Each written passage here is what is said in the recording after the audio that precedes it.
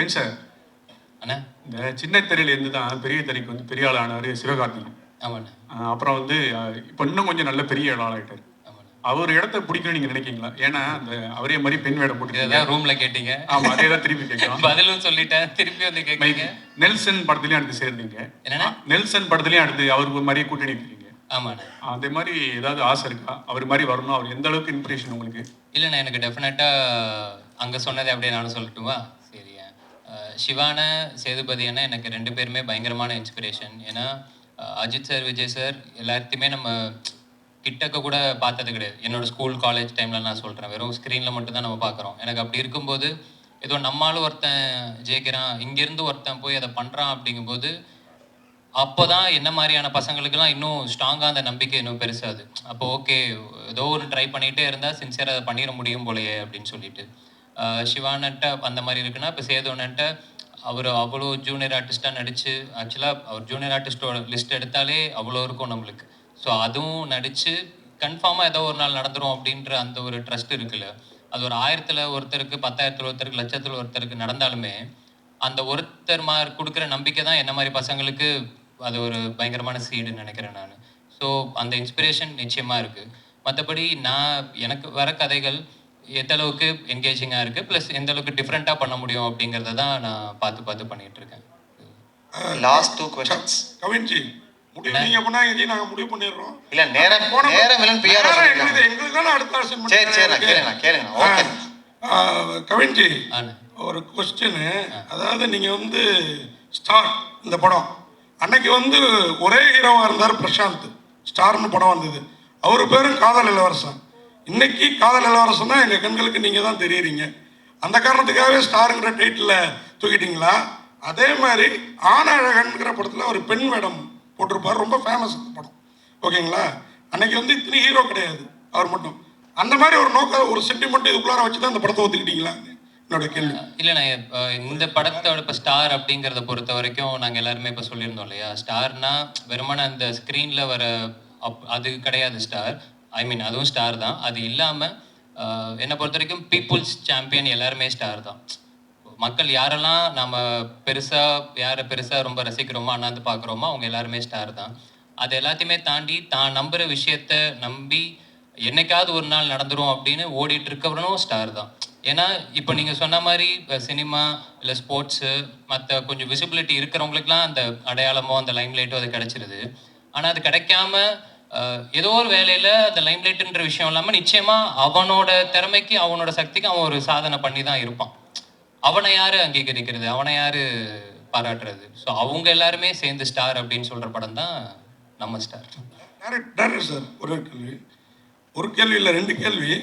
ஒன்று வந்து இந்த படத்தில் வந்து நீங்கள் எல்லாரையும் பாராட்டினீங்க, பாடலாசிரியர்களை விட்டீங்க. ஆனால் இவரும் ஒரு பாடலாசிரியர்னாரு நம்ம காம்பேரும். நான் அந்த வரி காதே கொடுக்க மாட்டேன், அந்த ஒரு வரி வந்தது பாருங்க, என் விழி மீன்களை தூண்டிலால் அப்படின்னு ஒரு. அதுக்கப்புறம் சரி இதுதான் அவ்வளோதான் அப்படின்னு நினச்சா உன் தலையை கோதி என் கைரேகை ஜாஸ்தி ஆகிட்டுங்கிற மாதிரி அவரை பாராட்டிடுங்க. அதுக்கடுத்து இன்னொரு கேள்வி, இங்கே அந்த பேனர் தான் அவர் சொல்லிட்டாரு, எங்கள்கிட்ட உங்களை தப்பிக்க வச்சுட்டாரு. ஆனாலும் எம்ஜிஆர் ஸ்டாருங்கிற அந்த இதில் பின்னாடி அந்த பேனரில் இல்லாமல் போன அமிதாப் கூட இருக்கிறார், நம்ம ஊருக்கு அவ்வளோவா சம்மந்தம் இல்லாதவர். அதுக்கு என்ன காரணம்? அதே மாதிரி இந்த படத்தில் ஹரிஷ் கல்யாண் தான் முதல்ல நடிக்கிறதா. 3 கொஸ்டின், 2 அடுத்து வாய்ப்பு கிடைக்காது. அடுத்து உங்களுக்கு என்ன காரணம் கவினை அதையும் சொல்லுங்க. ரைட் சார், இது ஆடியோ லான்ச் பிளான்ல இருக்கு சார். இப்பவுமே யுவன் சாரோட டேட்ஸ் தெரியல, மேபி ஆடியோ லான்ச் இருந்துச்சுன்னா அப்பா சொல்லலான்றதுக்காக லிரிக்ஸ்லாம் வச்சிருக்கேன். நான் எல்லாம் நிறைய லிரிக்ஸ் இருக்காங்க சொல்லணும்னு நினச்சேன். 2வது எம்ஜிஆர் சார் இல்லாததுக்கு காரணம் சார் ப்ராக்டிக்கலான ரீசன் தான் சார். இந்த ஃப்ரேமிங்க்கு எனக்கு வந்து எனக்கு பிடிச்ச ஆர்ட்டில் வச்சுருக்கேன். இன்னொருத்தர் ஆட் பண்ணால் இந்த சிமிட்ரியாக இருக்காதுன்ற ஒரு ஃபீல்காக பண்ணேன், வேறு எதுவும் இல்லை. 3வது ஹரிஷ் கல்யாணுக்கு நன்றி சொல்லணும் சார். நான் லைக் காரணங்கள் வேறு காரணங்கள் சார், ப்ராக்டிக்கலான ரீசன்ஸ் தான். பட் ஸ்டில் அதை சப்போர்ட்டிவாக இருந்ததுக்காக ஹரிஷ் கல்யாணுக்கு நன்றி சொல்லணும் சார். அவ்வளோதான். இளனுக்கு ஒரு கொஸ்டின், கவினுக்கு ஒரு கொஸ்டின். Okay, first இளனுக்கு. இல்லை, நான் உண்மையாகவே இது ரொம்ப அழகான மேடையாக இருக்குது. ஏன்னா ஒரு இன்ஸ்பிரேஷனான இந்த கதை எழுதுறதுக்கு உங்களை தூண்டின ஒருத்தர் வந்து உங்கள் மேடையில் இருக்கிறாரு, அதுவும் உங்கள் அப்பாவே இருக்கிறாரு. தவிர நீங்கள் இந்த படத்தை டைரக்ட் பண்ணிருக்கீங்க, இன்னொரு ஹீரோக்கு வாய்ப்பு கொடுத்துருக்கீங்க. ஸோ ரொம்ப நல்லா இருக்குது. என்னோட கொஸ்டின் என்னென்னா, நீங்கள் எப்போ ஆக்ட் பண்ண போகிறீங்க? அது கண்டிப்பாக சார், எங்கள் அப்பாவுக்கும் அந்த ஆசை இருக்குது. எங்கள் அப்பாவோட எங்கள் அப்பத்தாவுக்கு ஒரு ஆசை இருக்குது சார். எங்கள் அப்பத்தா தான் சின்ன வயசுல வந்து கேட்டுகிட்டே இருப்பாங்க, நான் ஒரு வேளை ஃபியூச்சரில் நடித்தேன்னா அந்த படம் எங்கள் அப்பா தாக்கு டெடிகேஷனாக இருக்கும். ஓகே கவின், வாழ்த்துக்கள். பொதுவாக வந்து லேடிஸ் கிட்ட போடும்போது ஒரு யாரையாவது ஒரு ரெஃபரன்ஸ் எடுத்துக்குவாங்க. கமல்ஹாசன் வந்து அவங்க அம்மாவை எடுத்துக்கிட்டாங்க. ஸோ அந்த மாதிரி இந்த படத்தில் அந்த கெட்ட போடும்போது யாரையாவது ரெஃபரன்ஸாக கரீனா எடுத்துக்கிட்டீங்களா? சோப்ரா. கரீனா சோப்ரா. ஓகே, யாரு எனக்கு தெரியுமா? சொல்லுங்க. சந்தானம் சார் போட்டிருப்பார்ல லேடி Okay. அதுதான். ஏன்னா எனக்கு இந்த படத்துல வந்து இப்போ சிவான ரெமோல பண்ண மாதிரியோ இல்ல வந்து கமல் சார் அவ்வை சண்முகில பண்ண மாதிரியோ ஒரு பொண்ணாவே நடிச்சு நம்ப வைக்கிறது மாதிரியான இது கிடையாது. புரியுது. அது சின்னதா காலேஜ்ல பசங்க பண்ற ஒரு கலாட்டா மாதிரி. ஸோ எனக்கு என்னன்னா அந்த கலாட்டால பார்க்கும்போது சந்தானம் சார் எக்ஸ்ட்ராடனரியா அதுல ஒன்று பண்ணியிருப்பாரு. நிச்சயமா அதை வந்து இப்போ இதுக்கப்புறம் யாராலுமே பீட் பண்ண முடியுமான்றது தெரியல. அந்த மாதிரி முடிஞ்சா ஜாலியா ஒன்று ட்ரை பண்ணலாமே அப்படின்னு அப்படி எடுத்து பண்ணது. ஆனால் எங்களுக்கு என்ன தோணுச்சுன்னா, ஒரு அந்த கெட்டப்பில் ரொம்ப அழகாக இருக்கிற போர்ஷன்ஸ்லாம் ஐஸ்வர்யா ராஜேஷ் மாதிரியும், கொஞ்சம் சேட்டை பண்ணுற போர்ஷன்ஸ்லாம் அறந்தாங்கி நிஷா மாதிரி இருந்தது. 2 பேரும் சேர்ந்த கலவை மாதிரி இருந்தது. பரவாயில்ல, 3ஆவதா ஒன்று இருந்துச்சு, அது நானும் பார்த்தேன் சோஷியல் மீடியால. வாழ்த்துக்கள். Santhanam reference super.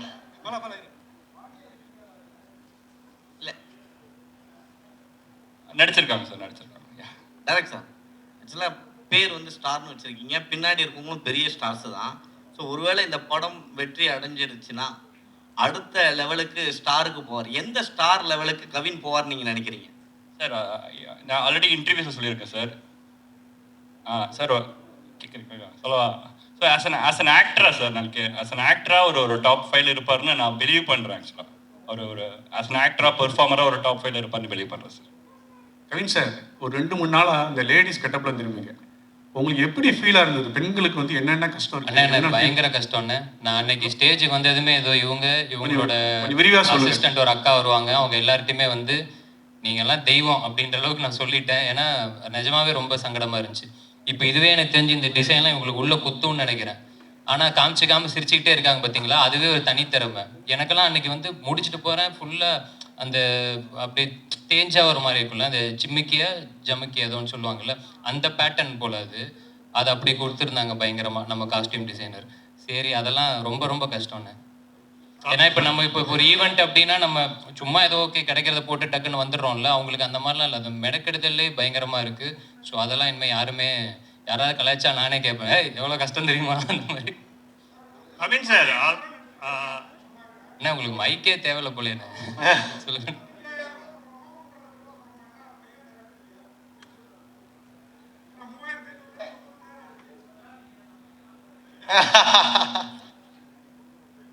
சார், நான் வந்து ஒரு ஓவரால் பட்ஜெட் கொடுத்துட்டு போயிருக்கேன்.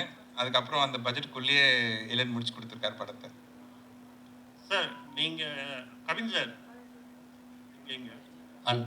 நீங்கள் வந்து அதிகமாக வந்து கோடிகள் சம்பளம் கேட்கறதாகவும் சிறு தயாரிப்பாளர்களோடு வந்து உங்ககிட்ட வந்து அப்ரோச் பண்ணுறதுல ரொம்ப சிரமம் இருக்கிறதாகவும் ஒரு குற்றச்சாட்டு இருக்கு. ஓகே, அதுக்கு பதில் சொல்லணுமா? அதுவும் நான் அந்த ரூம்லேயே சொல்லியிருந்தேன், திரும்பவும் நீங்கள் கேட்குறீங்க. இப்போ வந்து நம்ம நடிச்சிருக்கோம் ஒரு படம். இந்த படம் டெஃபினட்டாக டிபேட்டபிள் அப்படின்னு நான் நினைக்கிறேன். அது சேம் டைம் இங்கே சம்பளம் டிபேட்டபிளா அப்படிங்கிறது எனக்கு தெரியல. டிபேட்டபிள் யாருக்கு அப்படின்னா எனக்கும் ப்ரொடியூசருக்கும். அட் த சேம் டைம் நம்ம ஏதோ கேட்குறோம் அப்படின்றதுக்கானலாம் யாரும் கொடுத்துடவும் மாட்டாங்க. அப்படி ஒரு விஷயம் கிடையவும் கிடையாது. இப்போ நீங்கள் எந்த பத்திரிக்கையில் வேலை செய்கிறீங்கன்றது எனக்கு தெரியல.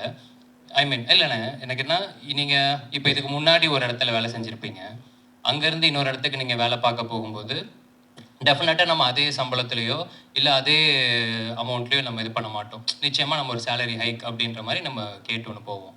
அதையும் நம்ம தீர்மானிக்க முடியாது, நம்மளோட ப்ரீவியஸ் சம்பளம் தான் தீர்மானிக்கும். இப்போது நான் வந்து கணக்காலம் கலங்கள் சீரியல் நடித்தேன். அதில் என்னோடய சம்பளம் ஸ்டார்டிங்லாம் 1000 ரூபாய். சீரியல் முடித்து நான் ஒரு 5-6 வருஷம் எக்ஸ்பீரியன்ஸ்க்கு அப்புறம் எனக்கு அதோட சம்பளம் 6000 ரூபாய். ஸோ அந்த 6000 ரூபாவை தீர்மானிக்கிறது 3000, 3000 தீர்மானிக்கிறது 1000, இப்படி தான் இருக்குது.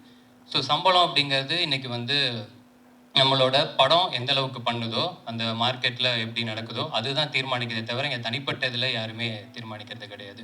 ப்ளஸ் என்னால் படம் வந்து இதுதான் எனக்கு 4வது படம். இந்த 4வது படமே வந்து பார்த்தீங்கன்னா இது எனக்கு முடிக்கிறதுக்கு வந்து இப்போது லிட்டரலாக 1 வருஷம் அப்படிங்கிற மாதிரி ஆகியிருக்கு.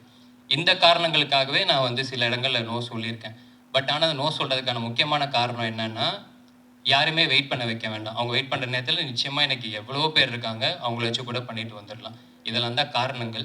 சுவாரஸ்யத்துக்காக இல்லை இன்ட்ரெஸ்டிங்காக இருக்கணுன்றதுக்காக அது பேசுறதுக்கு வேணால் நல்லா இருக்கலாம், மற்றபடி ஃபேக்ட்ஸ் இதுதான். சார் இந்த ஒரு சார் சார் சார் அடுத்த 2 படத்தில் ஹீரோயினே கிடையாதுண்ணே. கவின் அண்ணே, நாளைக்கு ஒரு அனௌன்ஸ்மெண்ட் வரும், அந்த படத்தில் ஹீரோயின் கிடையாது. அதுக்கடுத்து ஒரு படம் பண்ணுறேன், அதுலேயும் ஹீரோயின் கிடையாது. இந்த படத்துலேயும் நான் கதை மட்டும் தான் கேட்டேன், ஹீரோயின் தான் இந்த இவர் தான் கூப்பிட்டு வந்தார்.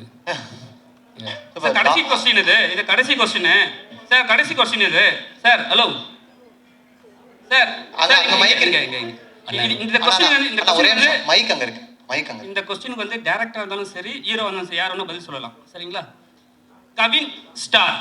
ஏன்னா எப்பவுமே வந்து ஒரு படத்தோட ஹீரோ வந்து ஒரு பேர் சொல்லி ஒரு ரஜினியின் ஜெயிலர் அப்படிதான் வரும். இது என்ன கவின் ஸ்டார்? யாருக்கு மென்ஷன் பண்றீங்க? யார் குறிப்பிட்டு சொல்ல வர்றீங்க? அதுக்கப்புறம் வந்து 2 ஹீரோயின், ஒரு ஹீரோயினை சமாளிக்கிறது பெரிய விஷயம். சரிங்களா? புது ஹீரோயின், ஒருத்தருக்கு தமிழ் தெரியல, எப்படி சமாளிச்சீங்க? 2 பேர்ல யாரு கூட சொல்லலாம்? நேக்கா டைரக்டர் மைக் கொடுத்துட்டாரு. This is first. அது அப்படி இல்ல, நான் சாதாரணமா எவ்வளோ நேக்கெல்லாம் பேசியிருக்கலாமே, அது கிடையாது. நான் சாதாரணமா சொன்னேன். அவரோட கால் தானே, ஸோ அவர் தான் சொல்லணும். ஸ்டாரிங் கவின் போட்டிருப்போம் அப்படின்னா இதில் நடிக்கிறாரு நம்மளுக்கு தான் அர்த்தம். இந்த படத்துக்கு அந்த வார்த்தை யூஸ் பண்ணால் ஒரு மாதிரி வார்த்தை விளையாட்டு மாதிரி அழகாக இருந்துச்சு, அந்த ரீசனுக்காக போட்டோம். ஹீரோயினை சமாளிக்கிற அது வந்து அந்த கொஸ்டின்ஸ் எனக்கு அது உடன்பாடு இல்லை அதில். இல்லை, ஏன்னா பார்த்தீங்கன்னா அவங்களுமே அவங்களோட பெஸ்ட்டு கொடுக்கறதுக்கு அவ்வளோ ஹார்ட் ஒர்க் பண்ணி ப்ரொஃபஷனலாக 2 பேரும் பண்ணி கொடுத்தாங்க. ஸோ சமாளிக்கிறதுக்கான வேலைகள் அங்கே எதுவும் இல்லை. இல்லை சார், என்னன்னா 2 ஹீரோயின்னாவே ஆனால் நீங்கள் கேட்டது இன்னொன்று நான் ஆடடாகவே நான் சொல்லிடுறேன். ஒன்றும் இல்லை, இப்போ இவங்களுக்கு டெஃபினட்டாக தமிழ் தெரியாதுண்ணே. பட் ஆனால் அவங்களுக்கு தமிழ் தெரியல அப்படிங்கிறது வந்து ஸ்பாட்டில் நாங்கள் யாருமே ஃபீல் பண்ணல. உச்சரிப்பு அதெல்லாம் பிரச்சனை இருக்கும், இல்லாமல் கிடையாது. பட் ஆனால் அவங்க ஒரு பெரிய 40 பேஜஸ் ரூல்டு நோட் ஒன்று வச்சுருக்காங்க. சீன் பேப்பரில் என்னெல்லாம் போகுதோ அதை வந்து அவங்களுக்கு டிரான்ஸ்லேட்டர் ஒருத்தருக்கு வந்து அவங்க அதை தமிழில், இப்போ நம்ம தங்கிலீஷ்னு சொல்லுவோம் இல்லையா, அது அவங்களோட புரிதலுக்கு ஏற்ற மாதிரி அவங்க அதை மாற்றி இங்கிலீஷில் எழுதி அந்த தமிழுக்கு மாற்றி அதெல்லாம் பண்ணிட்டு தான் அவங்க வருவாங்களே செட்டுக்கு. ஸோ இந்த மாதிரி எல்லாருமே அவங்களோட வேலை செய்கிற இடம் தானே இது. ஸோ அந்த டெடிகேஷனோட சின்சியராக தான் எல்லாருமே வேலை பார்த்துருக்காங்க. சூப்பர், ரொம்ப ரொம்ப நன்றி. Thank you so much.